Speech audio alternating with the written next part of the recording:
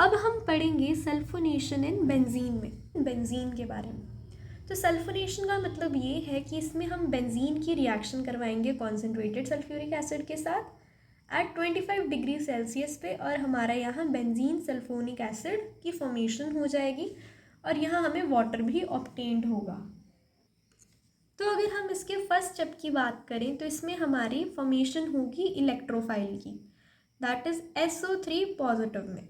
तो यहाँ हमने जो है सल्फ्यूरिक एसिड के 2 मोल्स ले लिए और वो रिएक्ट करेंगे एक दूसरे के साथ और वो बनाएंगे sulphur trioxide plus H3O positive.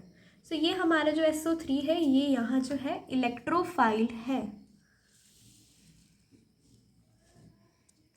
तो स्टेप 2 में क्या होगा कि ये जो इलेक्ट्रोफाइल बना अब ये बेंजीन के ऊपर जो है रिएक्ट करेगा और वो हमें कार्बोनियम आयन की फॉर्मेशन करेगा।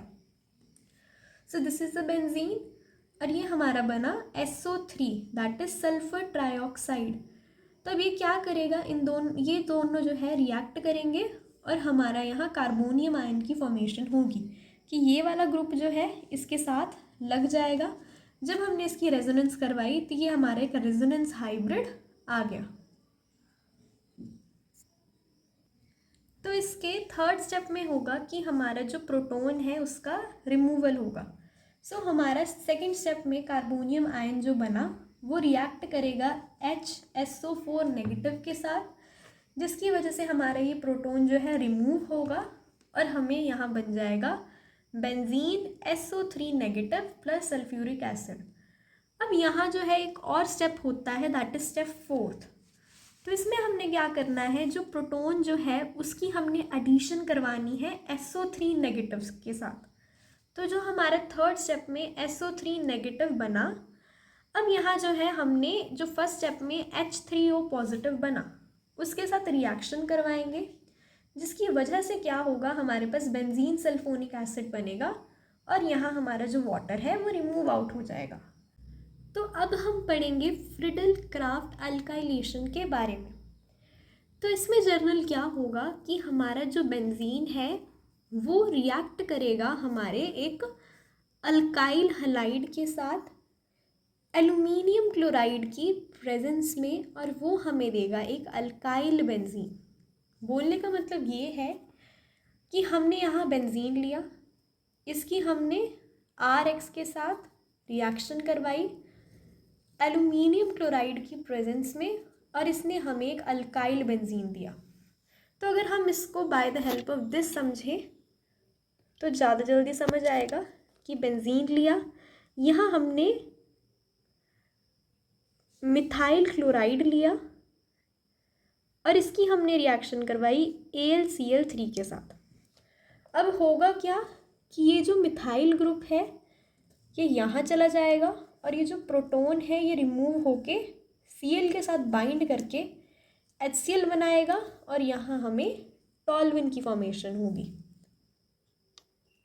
तो इसका जो फर्स्ट स्टेप है कि इलेक्ट्रोफाइल की फॉर्मेशन कैसे होगी, तो यहाँ हमने मिथाइल क्लोराइड लिया, इसकी हमने रिएक्शन करवाई एल्युमिनियम क्लोराइड के साथ। अब क्या होगा, क्लोरीन जो है वो सारे इलेक्ट्रॉन्स ले लेगा, जिसकी वजह से हमारा जो CH3 है वो CH3 पॉजिटिव बन गया और ये जो क्लोरीन है AlCl3 के साथ बाइंड करके इसने बना दिया AlCl4 नेगेटिव।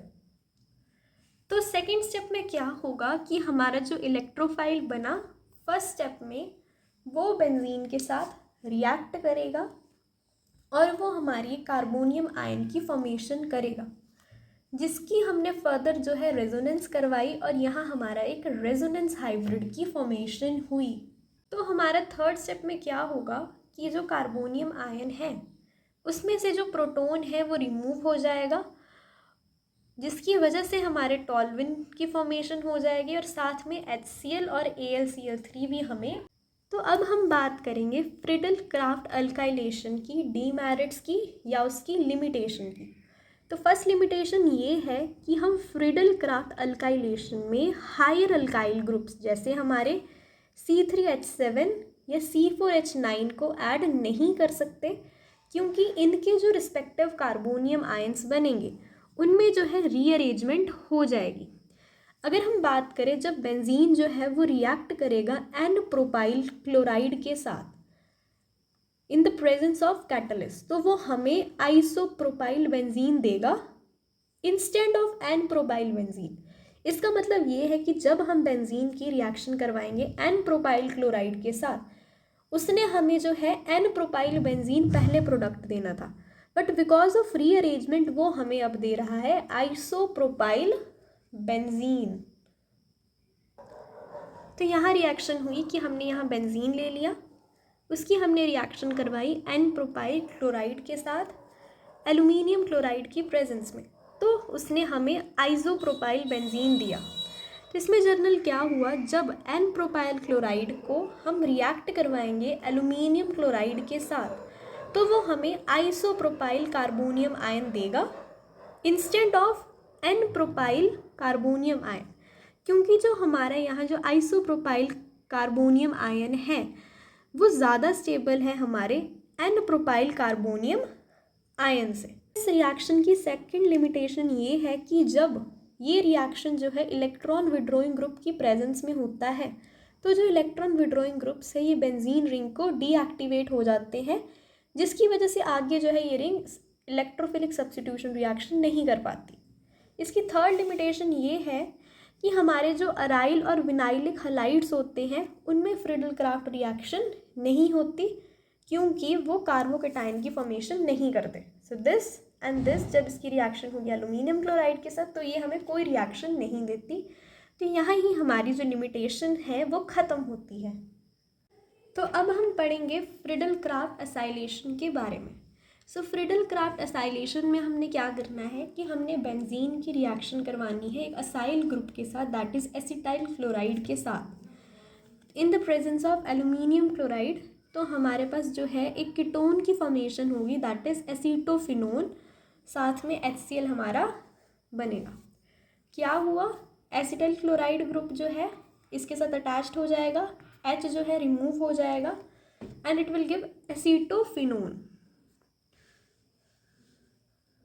तो फर्स्ट स्टेप है फॉर्मेशन ऑफ इलेक्ट्रोफाइल। तो इलेक्ट्रोफाइल में क्या करेंगे, एसिटाइल क्लोराइड जो है एल्यूमिनियम क्लोराइड के साथ रिएक्ट करेगा, जिसकी वजह से हमारे एक इलेक्ट्रोफाइल की फॉर्मेशन होगी, और ये जो क्लोरीन है ये एल्यूमिनियम क्लोराइड के साथ बाइंड होकर बनाएगा AlCl4। तो सेकेंड स्टेप में क्या होगा कि जो बेंजीन है वो रिएक्ट करेगी हमारे इलेक्ट्रोफाइल के साथ, और यहाँ हमारे पास एक कार्बोनियम आयन की फॉर्मेशन करेगी। अब ये जो कार्बोनियम आयन है उसमें रेजोनेंस होगी और वो बनाएगा रेजोनेंस हाइब्रिड।